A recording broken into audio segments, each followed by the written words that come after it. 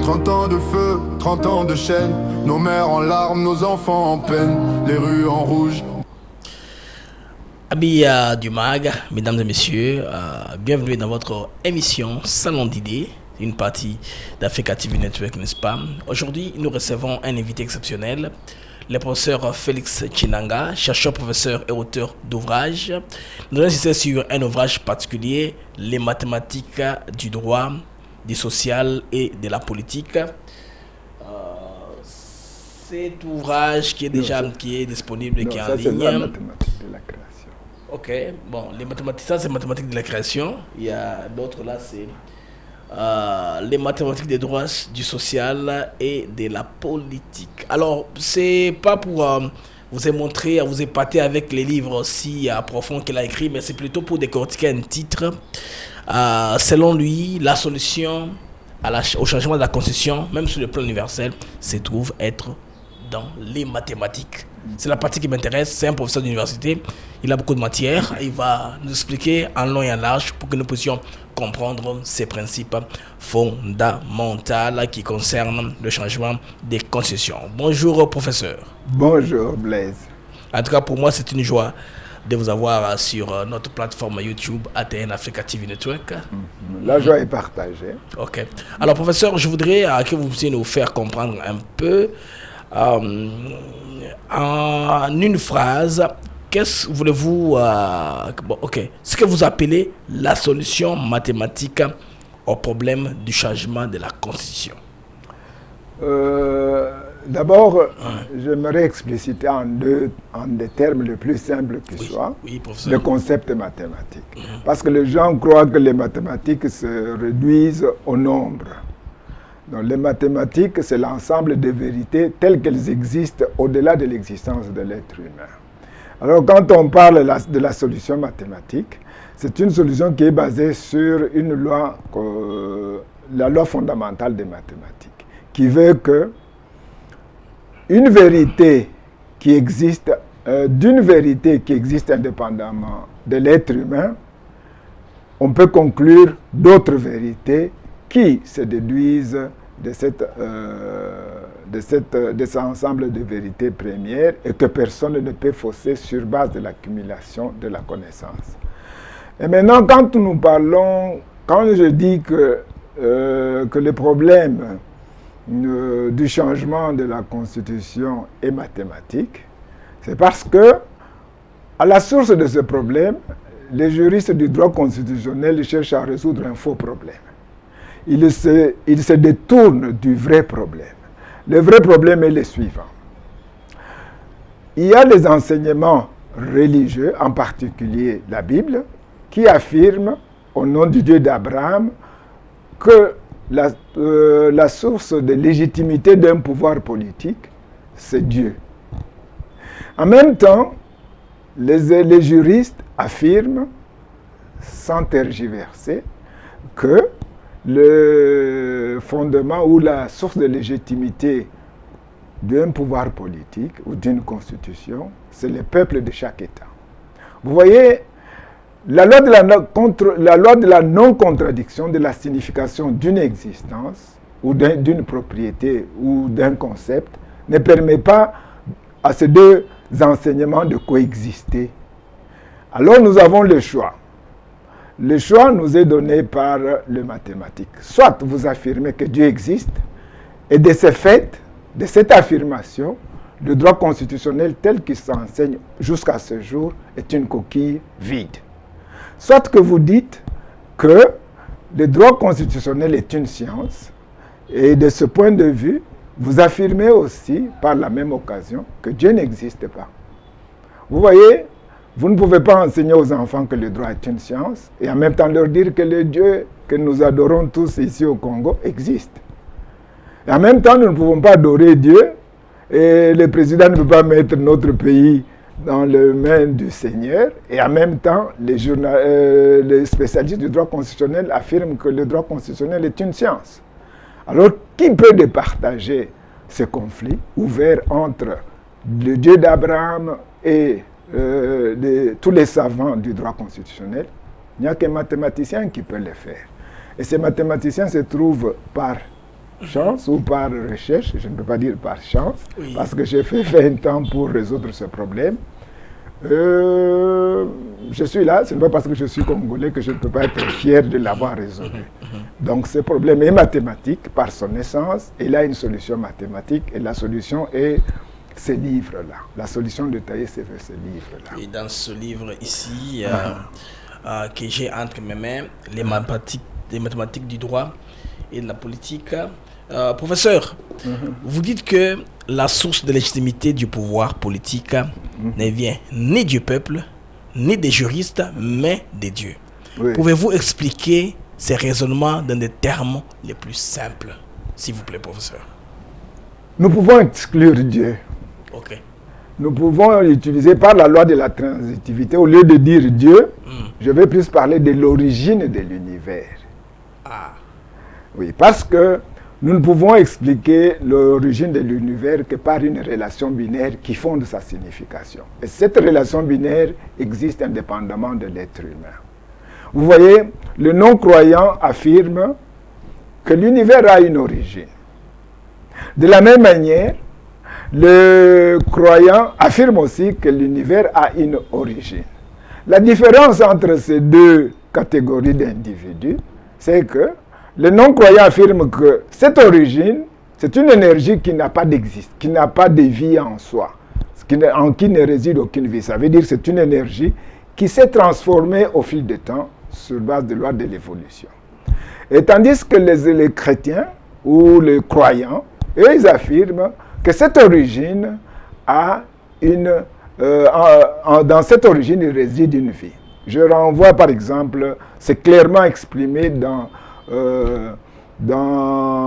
l'épître, dans l'évangile de Jean, de 1 jusqu'à 4. Et puis, si vous prenez 2, 4, on dit, au début était la parole était avec Dieu. Et à un certain moment, ils disent, en cette parole résidait la vie. Et sans cette parole, personne ne pouvait, l'univers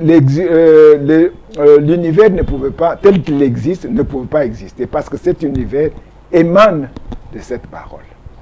Vous voyez, c'est parce que c'est nous qui cherchons à différencier la religion, les mathématiques, la philosophie et les autres sciences. En dehors de l'existence de l'être humain, il n'y a pas séparation. Il n'y a pas séparation de science.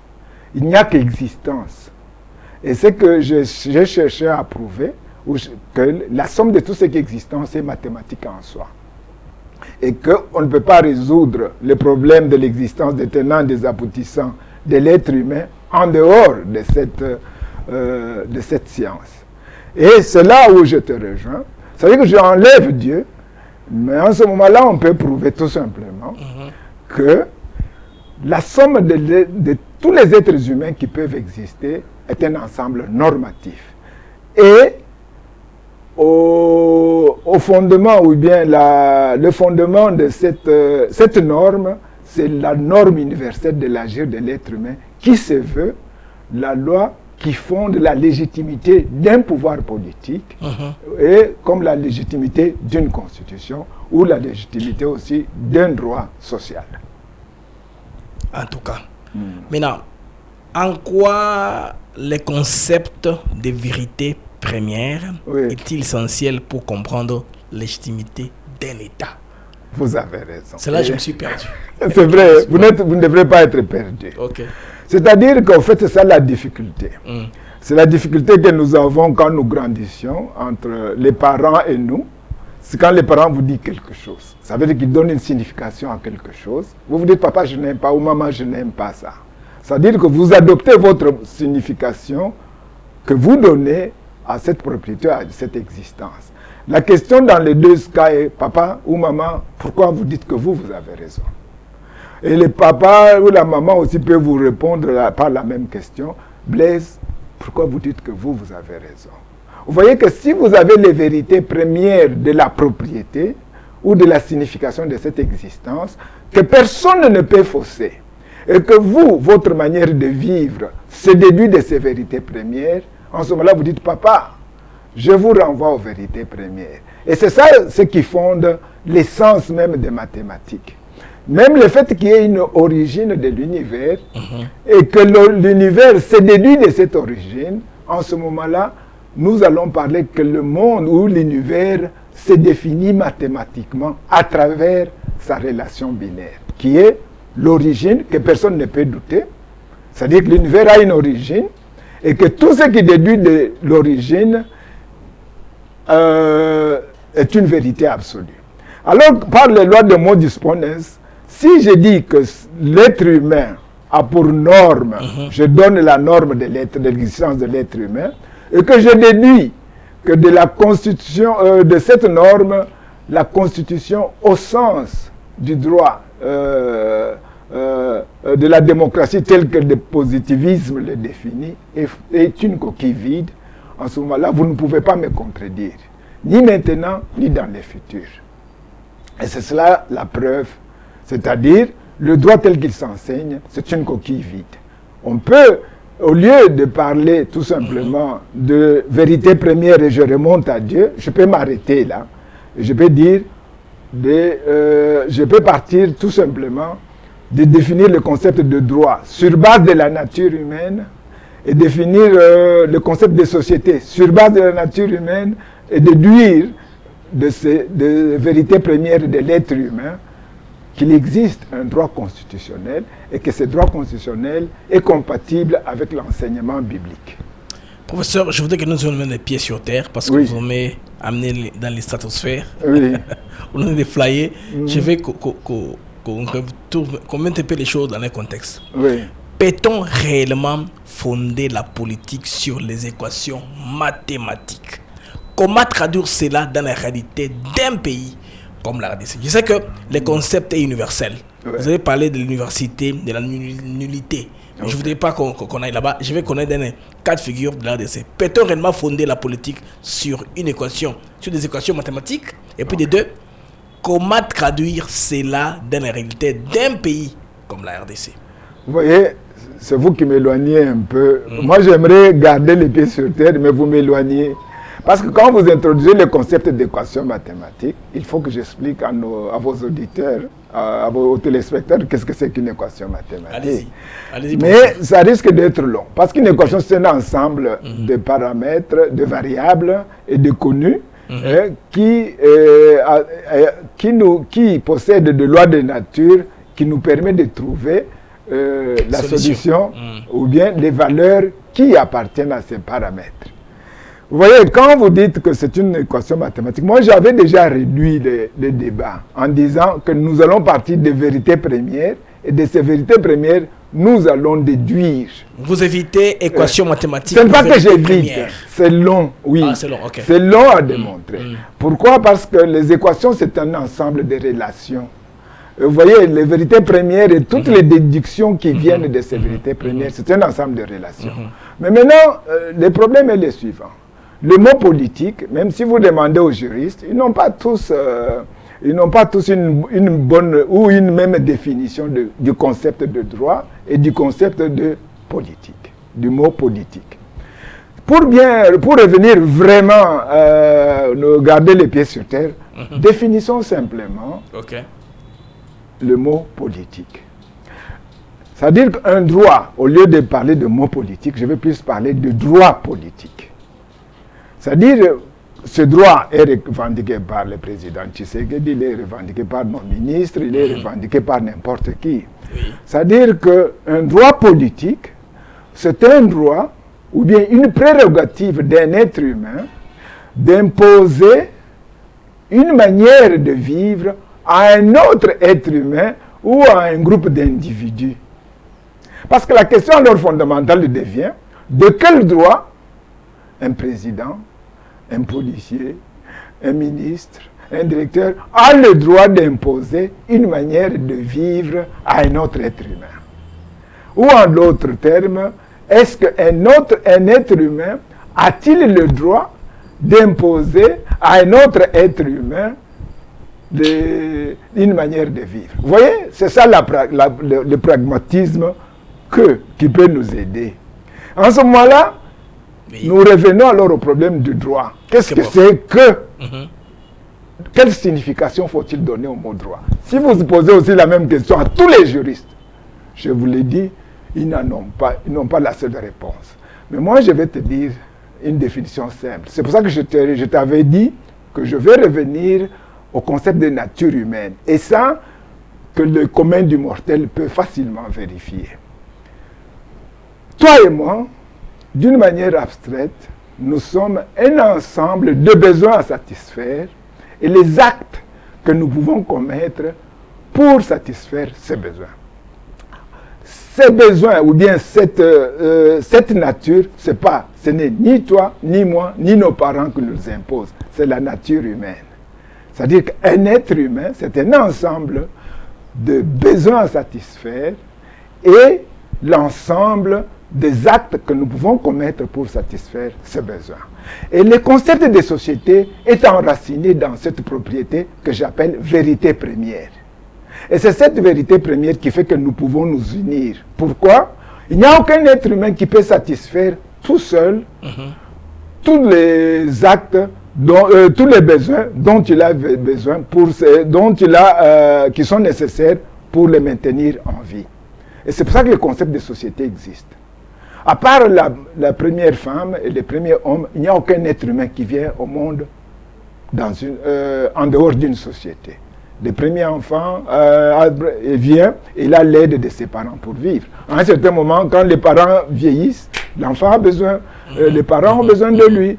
Et dans une société, par exemple, moi je ne sais pas être journaliste en ce moment, c'est vous qui êtes journaliste, mais j'ai envie de communiquer mon message. Je ne peux pas en même temps le faire, mais j'ai besoin de vous. C'est-à-dire que, et c'est ça ce qui fait qu'une société existe. Et c'est ça, le concept de société se fonde dans cette limitation naturelle. C'est-à-dire que le droit, alors, en ce moment-là, nous le définissons comme un ensemble de prérogatives que possède un être humain de poser à un individu ou un groupe d'individus d'agir en son nom. Mais maintenant, le problème est le suivant. Quels sont les actes qui sont acceptables et quels sont les actes qui sont non acceptables. Et vous voyez, c'est là où le concept de Dieu existe, c'est là où le concept des parents devient fondamental. Et c'est là où le concept de bien et mal existe.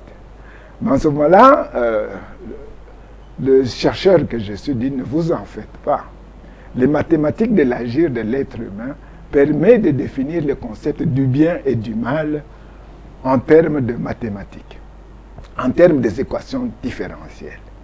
C'est-à-dire, c'est là que tu avais demandé les équations différentielles. Qu'est-ce que c'est qu'une équation différentielle? Ça veut dire qu'une équation différentielle, en des termes les plus simples qui soient, c'est un ensemble, il est formé par plusieurs paramètres. L'ensemble des états, l'ensemble des actions qui peuvent nous mettre dans ces états, l'ensemble des états acceptables et l'ensemble des états non acceptables et la loi de régulation. Vous voyez, je donne un exemple.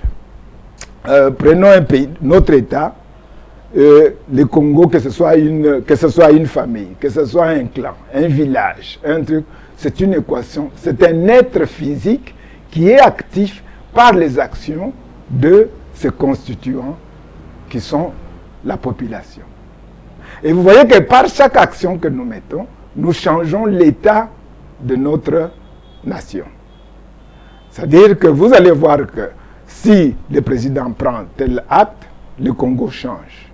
Si les députés se comportent d'une certaine manière, le Congo change. Oui. Mais le problème est le suivant. Il y a des actes, quand on les commet, on ne voit pas la dynamique du changement.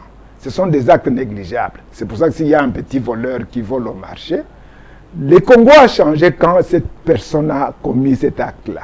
Mais cet acte-là n'a pas d'impact sur la dynamique directe. Nous n'allons pas voir ça directement. Mais si tout le monde se met à voler vous allez voir qu'il y a un impact. En ce moment-là, ça devient compliqué. Si, par exemple, la corruption devient généralisée, nous voyons l'impact. Et c'est là les équations différentielles d'un État. et la loi universelle d'une société humaine de gouverner, de gouvernants qui permettent la maintenance d'une société, c'est celle-là qui soutient son unité physique. En d'autres termes, les journalistes, pas les journalistes, les constitutionnalistes ont tort de dire que les faits précèdent la loi. Des droits. C'est faux. Okay. C'est faux pourquoi? Pour une simple raison. Vous pouvez constater, dans la somme de tout ce qui est existence, il n'y a pas un être physique qui existe sans loi. Il n'y a pas de loi qui existe qui n'est pas associée à un être physique. En d'autres termes, les lois constitutionnelles sont fondées dans la norme de l'agir de l'être humain. Et cette norme est liée à la nature humaine et n'est pas liée à un être humain. C'est-à-dire qu'un être humain ne peut pas créer sa nature. Je n'ai pas envie de monopoliser la parole parce que sinon ça risque d'être... Non, c'est vraiment intéressant, c'est très intéressant de comprendre le concept du droit parce que j'ai aussi entendu aussi parler des policiers, des juristes. Je voudrais qu'on se comprenne un peu qu'est-ce qui échappe, en tout cas, aux politiciens et aux juristes, c'est la compréhension du pouvoir. Parce que des fois, on tombe dans les abus. Est-ce la définition? Pourquoi la conception du pouvoir n'est pas la même? C'est parce que nous, j'aimerais parler de nous, mais je peux parler de tous les constitutionnalistes ou les juristes en général. Tu voyais nos professeurs ou nos constitutionnalistes, nos savants du droit, se sont éloignés du problème principal que le droit en tant qu'objet de connaissance a cherché à résoudre. Et c'est pour ça que vous allez voir que dans les thèses, les doctorats de juristes, je ne m'en veux à personne, ils vont citer plus Favoré a dit, Digu a dit, ils vont citer des grands noms. Ils vont plus paraphraser. Paraphraser ces gens-là. Ils oublient même nos ancêtres, comme si nos ancêtres n'avaient pas parlé de droit. Ah, je l'ai dit sans embâche. Oui. Hein? Nos ancêtres étaient aussi des grands juristes. Okay. Sauf qu'ils n'ont pas écrit. Ils n'ont pas écrit. Mais ils nous épatent en citant des noms, comme par récitation, et ça ne nous apporte rien. Comme Pluton. Oui. Le premier problème que ces journalistes, que ces... Pas journalistes, pourquoi ce mot vient toujours à... Ces chercheurs. Que ces chercheurs-là, qu'ils citent, que leurs grands maîtres citent, viennent du fait qu'ils ont voulu régler un problème qui est né de la découverte de Newton. Le concept de droit en tant que science, le concept de la politique en tant que science, le concept de société en tant que science est né de la découverte de Newton. Je l'explique dans ce livre-là. C'est quand Newton a trouvé la loi de gravité que les scientifiques de l'époque ont dit « Est-ce que nous ne pouvons pas aussi résoudre le problème du fondement des sciences sociales, des sciences, notre compréhension du droit, notre compréhension de la politique sur base de lois de la nature. » Et on a commencé avec la sociologie. C'est pour ça qu'à l'époque, la sociologie s'appelait physique sociale. Alors il y a les d'Alembert, des autres qui ont cherché à mener des théories. C'est, je crois, Durkheim qui est venu après avec les premières solutions. Mais jusqu'à aujourd'hui, tout le monde se débat sur ça. Dans le livre, j'explique pourquoi la théorie de Durkheim, ça n'a pas marché. Et c'est dans les mathématiques du droit? Dans les mathématiques, non, dans celui-là. Les mathématiques du droit, du social, ou les fondements mathématiques du droit, du social et de sciences juridiques.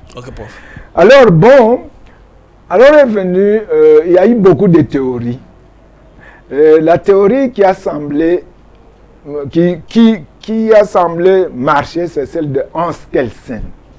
Hans Kelsen a voulu hier montrer que les systèmes juridiques pouvaient être construits sur une pyramide, au sommet de laquelle se trouve une loi universelle, ce qu'on appelle de normes fondamentales des systèmes juridiques.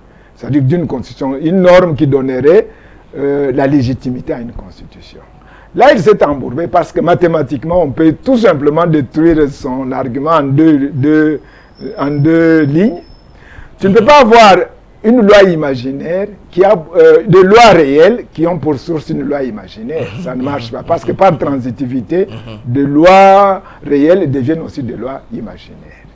Et c'est là où je me suis dit, bon, comment est-ce qu'on devait résoudre ce problème? Et je me suis ramené à ce que je vous ai dit tout à l'heure, qu'on pouvait trouver les vérités premières. Et les vérités premières, ce sont les propriétés de la nature humaine.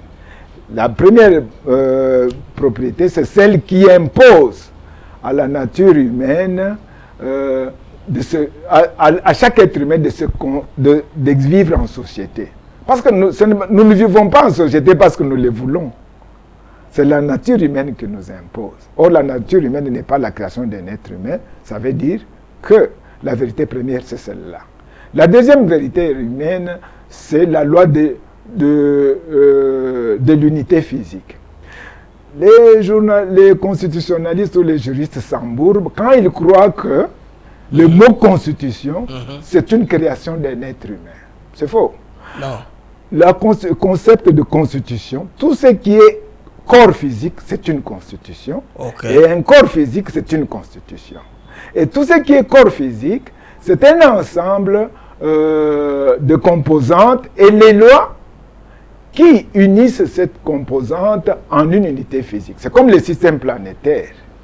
Vous voyez, le système planétaire, c'est un ensemble de planètes et l'ensemble et les lois de gravité qui font de l'unité de ces planètes. Et maintenant, du point de vue de l'être humain, c'est la même chose. Nous sommes des composantes d'une société qui fondons, qui s'enracinons dans un ensemble de lois qui nous imposent l'unité physique. Vous voyez, si nous cessons d'être une union physique, nous-mêmes nous cessons d'exister. C'est-à-dire que toute personne qui contribue à la désintégration du Congo va aussi cesser d'exister. Mais sauf que on est souvent idiot, on croit que quand on cherche à la désintégration de notre pays, on va survivre. On ne va pas survivre. Parce qu'on est partie intégrante de cette unité physique. Okay. Et c'est là où la physique, les lois de la physique... C'est comme scier sur l'arbre sur lequel on se tient. Voilà. Dans un grand arbre. Oui, on peut... Sur le tronçon sur lequel on est, on va les scier en quelque sorte. Voilà. Alors la loi universelle de l'agir de l'être humain, celle qui fonde même comment agir, c'est-à-dire le bien et le mal. C'est en ce moment-là, c'est par ces lois-là que le concept de justice universelle se définit. En d'autres termes, les juristes nous ont aussi trompés tout ce temps. Ils ont voulu séparer la morale et le droit. Sur quelle base ils vous disent que le droit et la morale sont séparés? Non. C'est vrai qu'il existe une morale qui est vraiment liée à Dieu. Mais on peut extraire de cette morale une loi mathématique du bien et du mal qui n'a rien à voir, qui ne cite pas Dieu. C'est la loi basée sur la limite. Je vais te donner un exemple. Prenons que tu commets un acte maintenant. Il y a des exemples que je donne dans des discussions de tous les jours, mais je peux quand même la donner parce que c'est simple. Okay. Tu dis par exemple que j'aime une fille. Ok? Tu l'engrosses. L'acte, en ce moment-là, l'acte est bon. Parce que tu vas dire, tout le monde a eu son plaisir.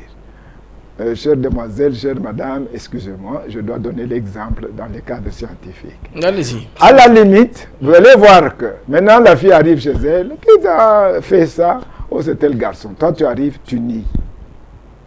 Maintenant, la fille, on la chasse de chez elle.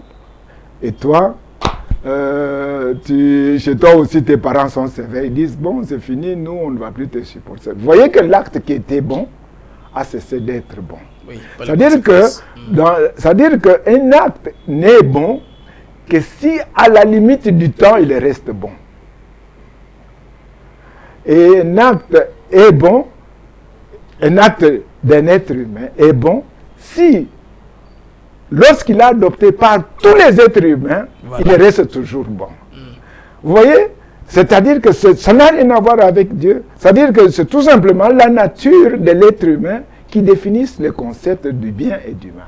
Quelque chose ne peut pas être bien maintenant et cesser d'être bien plus tard. C'est-à-dire que quand vous entrez au gouvernement, par exemple, vous agissez vous commencez à engager vos frères et sœurs, vos cousins, pas sur base de mérite. Maintenant, ils prennent des postes. Et à la limite des temps, qui va payer? Les pays entiers vont payer, même ceux-là qu'on avait engagés. Parce que la catastrophe, la misère qui va naître de ces conséquences-là, eux aussi, ils vont payer. C'est-à-dire que cet acte-là, que vous croyez bon, en engageant frères et sœurs, sans qu'ils aient des mérites, à la limite du temps, ça va détruire les pays. Et en détruisant les pays, ça vous détruit vous-même. Et cet acte-là, lorsqu'il devient général, vous voyez que le pays devient un chaos. Vous voyez que c'est des exemples-là. Je peux en multiplier. Et c'est ça le concept mathématique du bien et du mal. Ça veut dire un acte d'un être humain ne peut être bon que s'il reste bon tout le temps. Et il reste bon lorsqu'il est adopté par toute la population. Bon, cette loi, je crois que Kant a triché un peu. Lui, il a voulu parler d'une théorie qui n'a rien à voir avec la nature. Moi, je remets tout simplement cette loi à la nature. Ça veut dire qu'une propriété d'une nature est universelle. Lorsque toutes les instances de cette nature ont cette propriété-là comme façon d'existence.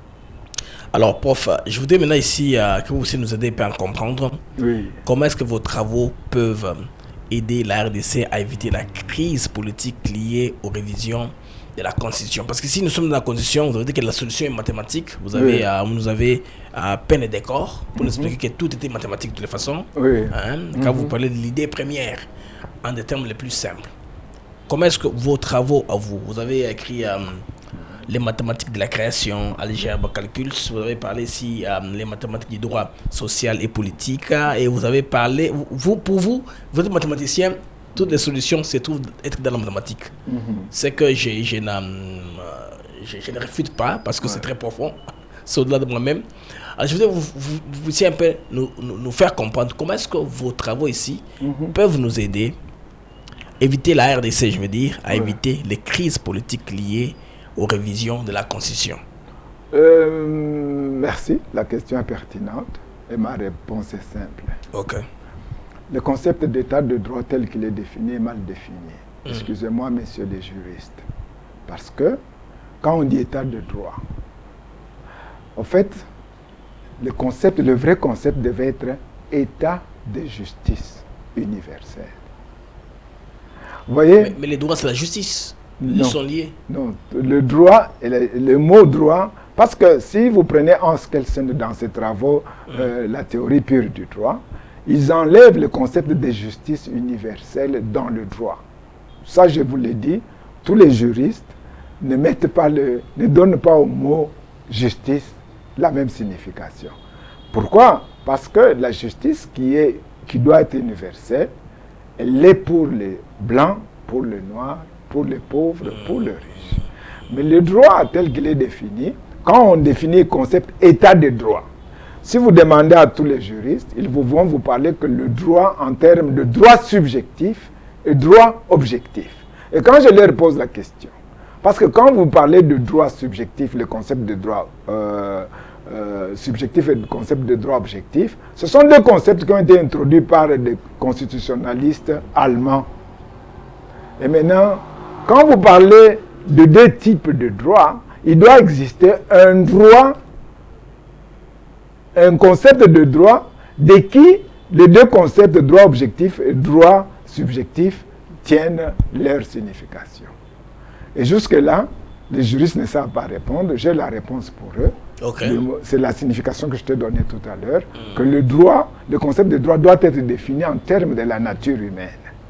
Mais maintenant, comment résoudre nos problèmes du point de vue? Nous devons écrire une constitution qui est basée sur la justice universelle. Voilà. En ce moment-là, ça veut dire que ce droit-là va au-delà du concept du droit constitutionnel au sens démocratique. On peut le définir sans citer Dieu. Parce que les gens, il y a des gens qui sont très sensibles. Quand vous parlez de Dieu, ils croient que maintenant le droit devient religion. Non, vous enlevez ces mots-là. Vous dites tout simplement le droit de la vérité, le droit du chemin et le droit de la vie. Et c'est ça le droit de la justice universelle. Pourquoi? Parce qu'en ce moment-là, c'est le mérite. Et vous allez voir que quand nous avons parlé du numérique la fois passée, je ne suis pas allé en détail. Okay. Parce que quand vous prenez l'essence même de la nature humaine, vous allez voir que un travail se définit par les mérites. En ce moment-là, vous voyez que le mérite c'est un concept de justice universelle. C'est-à-dire que tout ce qui est, si vous ne définissez pas du point de vue mérite, et vous allez alors voir que nous allons entrer dans des problèmes comme le président Tshisekedi est obligé de créer des plateformes comme Union Sacrée. Pourquoi? Parce que la Constitution lui impose d'avoir la majorité. Mais cette majorité-là, quand on crée l'Union Sacrée, vous voyez qu'ils vont détruire le concept de justice universelle. Pourquoi? Parce que quand ils vont soutenir le président, ils vont demander au président en retour des récompenses.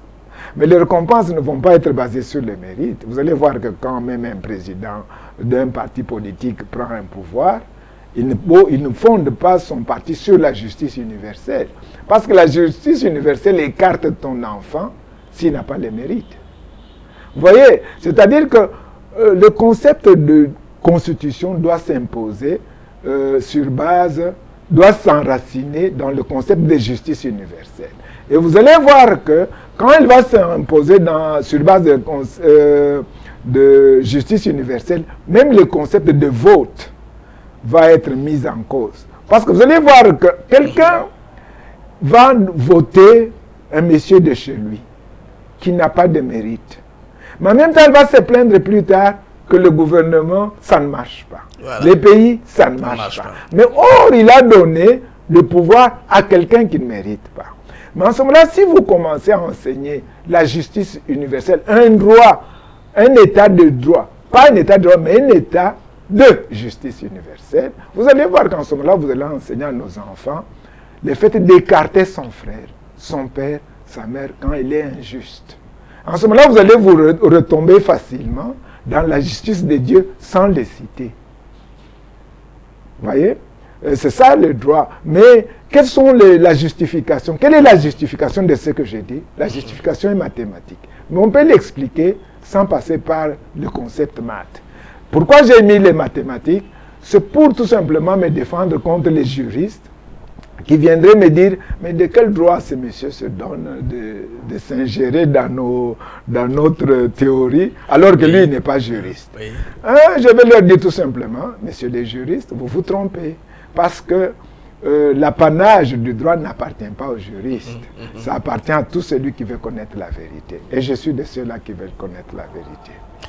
Enfin, professeur, qu'aiderez-vous à ceux qui estimeront, après avoir suivi cette émission, que vous mélangez les thèses entre foi, philosophie, science, un peu pour embrouiller les Congolais? Qu'aiderez-vous ça? Voilà, merci. J'aime bien cette question-là. Oui, je sais que souvent, lisez les commentaires après l'émission, vous verrez que j'ai raison de poser ce genre de questions. Souvent, les gens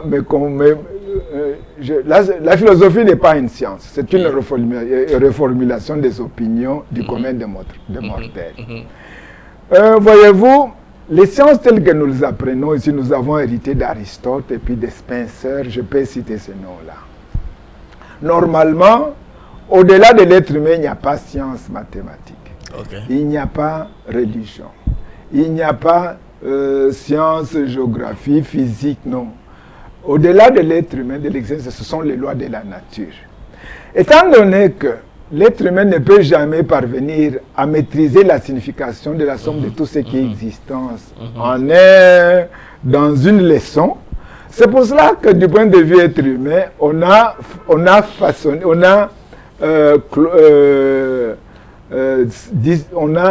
divisé la connaissance de l'être humain dans des domaines que nous avons appelés sciences physiques, sciences juridiques, sciences de ceci, sciences de cela. Mais au-delà de l'être humain, vous voyez par exemple, Un État, c'est un ensemble, c'est un corps physique qui a ses lois de la nature. Vous voyez que j'ai défini l'État en termes physiques. Je ne suis pas obligé de le définir en termes juridiques. En ce moment-là, une constitution n'est valide que s'il est consistant avec la loi de la nature qui fonde l'unité physique d'un État en tant que corps physique. Donc, l'univers, je peux le définir en termes mathématiques. Je peux prendre le verset là.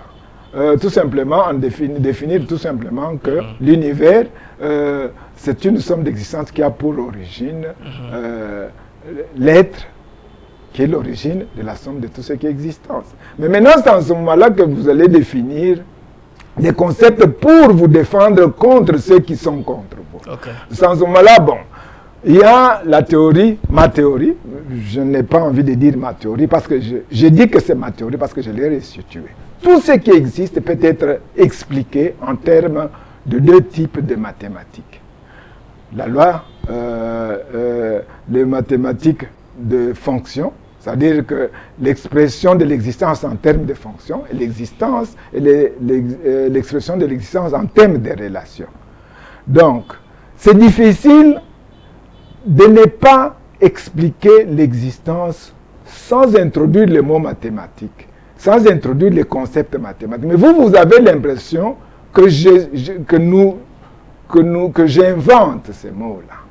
Je les invente, les concepts de droite existent, indépendamment de nous, de moi, le concept de nombre, le concept de forme géométrique, ainsi de suite. Donc, pour revenir à ta question qui était encore, parce que la question était... Entre philosophie, foi et tout ça, est-ce que les Congolais vont penser que vous êtes en train de les embrouiller? Je ne les embrouille pas.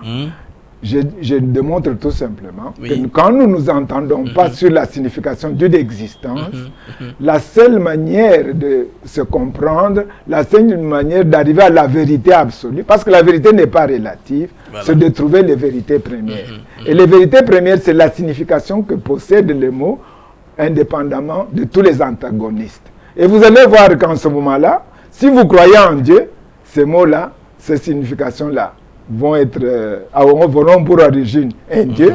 Si vous ne croyez pas en Dieu, ces significations-là auront pour origine l'origine de la somme de tout ce qui est existence. Je ne les embrouille pas parce que là, il n'y a pas de différence. Au-delà, dans la connaissance, il n'y a pas de différence entre droit, philosophie, mathématiques, physique, biologie, ainsi de suite. Merci, professeur, pour cette conversation riche et profonde. À la croisée de la science, de la foi et de la philosophie, vous nous avez rappelé que la légitimité d'un pouvoir ou d'une constitution ne se réduit pas en un test ou dans un vote, mais qu'elle puise sa racine dans l'ordre universel même de la création. C'est vrai que je vous ai suivi attentivement. Les notes que vous m'avez envoyées avant, je les ai sérieusement approfondi pour m'enrichir de la question. Alors, pour celles et ceux qui souhaitent aller plus loin, le livre du professeur est disponible, Les mathématiques du droit, du social et de la politique. Le livre est là. Donc, il revient à une modique somme de $150. C'est pas grave. Pour les téléspectateurs, ceux qui vous aiment bien, il y a une réduction de 10%. Et pour tout achat, voilà. Il y aura 10% qui va aussi revenir à votre chaîne. Parce que la vie à Kinshasa, mes chers amis, je vous dis que c'est très difficile. Sans ce soutien, TV Network, Africa TV Network ne saura pas vous donner toujours les informations que vous attendez chaque jour. Vous pouvez nous supporter en achetant le livre. Il y a celui-ci, il y a l'autre, Les mathématiques de la création. Le professeur a tout un arsenal à sa disposition. Donc, merci à vous tous, chers téléspectateurs, d'avoir été avec nous. C'était Africa TV Network, Blaise Mukenge, l'unité de la connaissance africaine et de la conscience surtout. À très bientôt pour une nouvelle émission où la pensée africaine va rencontrer encore la science, la vérité universelle. Pourquoi pas toujours avec le prof. Au revoir et à plus tard. Tombe sans nom, pourtant les bourreaux marchent toujours. Vous avez pris